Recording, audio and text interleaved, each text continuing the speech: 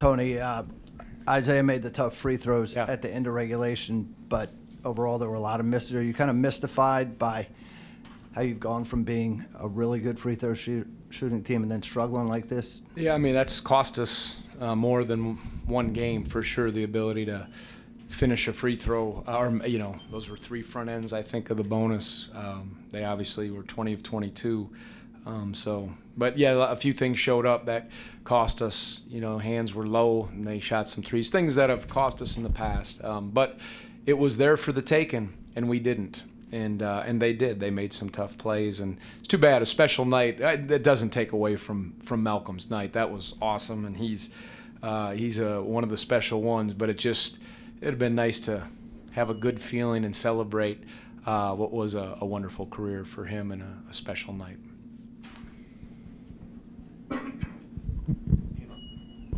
Tony, after last game, you said that you guys struggled to play up to your usual standard. Do you think you had moments where you got back to that a little bit tonight for and sure. just lost, or how was that? I mean, we struggle to score. There's things we're not shooting well. London obviously didn't have a strong game, so there's a lot of things we're trying to overcome, and we need everybody playing at a fairly solid level for us to be able to be successful in this conference. But there were better stretches of defense, harder offense, quality shots, got a few pocket passes, we call them, with some dunks. Mamadi had a couple dunks that I thought he had, and he slipped the pass off to Isaiah. But Mamadi, did a couple good things for us, and that's where we're at. Our inexperience is showing, and we're obviously sliding right now. We got to fight like crazy to just play as well as we can and see if we can get one. Tony, Malcolm talked to us before the game, and he talked about he knows the load that London's taking on and a burden that can be. Do you feel like it's weighing on him a little bit? Do you feel like he's getting kind of fatigued a little bit down the stretch? I mean, I thought we were a bit tired tonight, but that's just what it is. It's our 4th game, and we had to just fight, and the crowd was wonderful. Fatigue's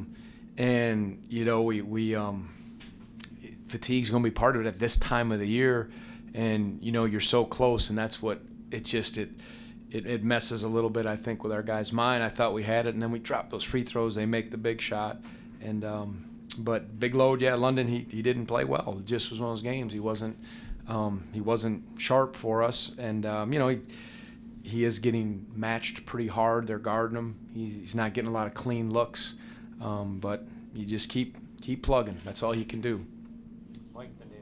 Tony, you had a 12-0 run in the second half. Mm-hmm. You outscored them 10-0. It was like a minute 47 stretch. Devin was big there. Yep. What was working so well, and why couldn't you? Yeah, I thought we were we were defending well. We were running our offense well, good movement, kind of trying to get different kinds. We don't throw it in the post and score, but that's why I mentioned we got a couple off the curls where we dropped it down. Devin hit a 3. Just got good looks, good action. Ball was going in.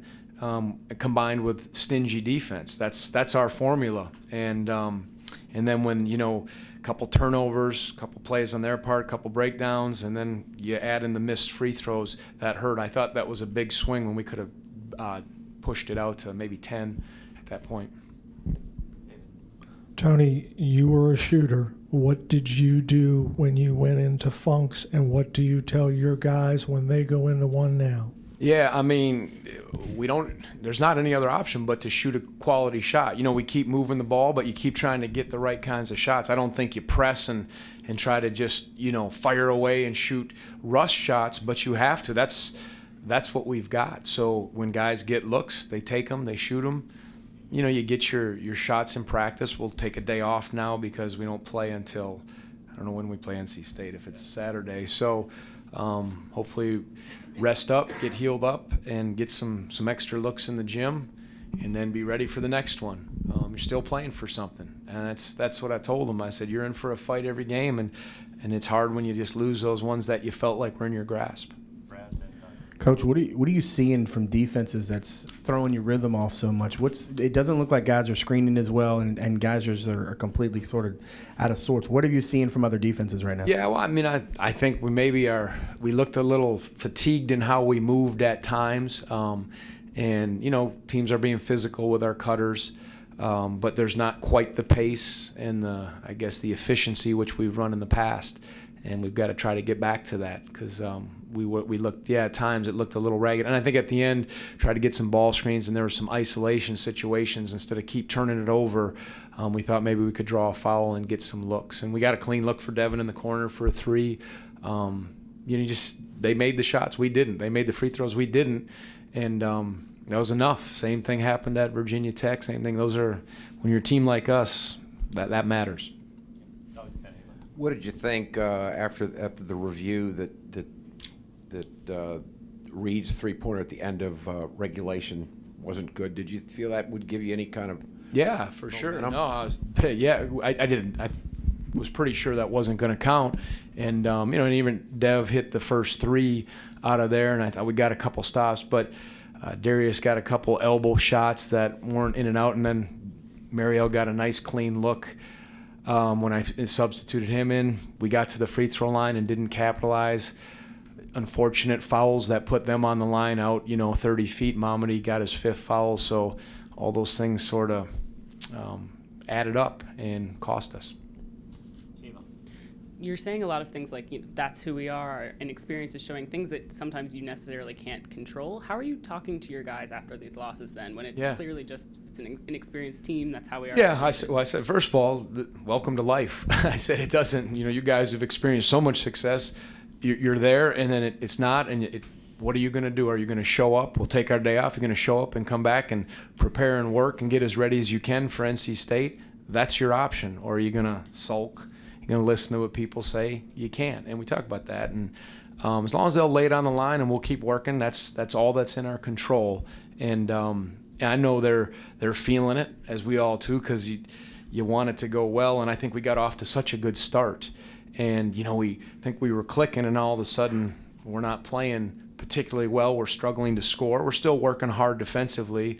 Responded after getting hit pretty hard at Carolina. But we'll just find out what we're made of inside. And that's all I want these guys is to pursue quality. That's all we can do at this point. Time for 2 more. Hank. And then Tony, it seemed like you played with some different combinations tonight, and it seemed like Mamadi gave you guys a lot of activity and energy on the offensive end. He did. He did a good job. I thought he was, maybe one of the only bright spots at Carolina. He did some good things too. So that was good to see. I went with a little more experience. I always wonder, should I have played Kyle and Ty more? I didn't play Jared. Those are things I thought, okay, the experience, the defensive experience, the size of our perimeter guys, would that be enough? And unfortunately, I'll always second guess that. Maybe I should have given the younger guys more opportunities. I gave Mamadi the opportunity, but that's part of it when you're searching and you're scrambling. I thought Darius did some good things. The stat line didn't show it, but we'll keep looking.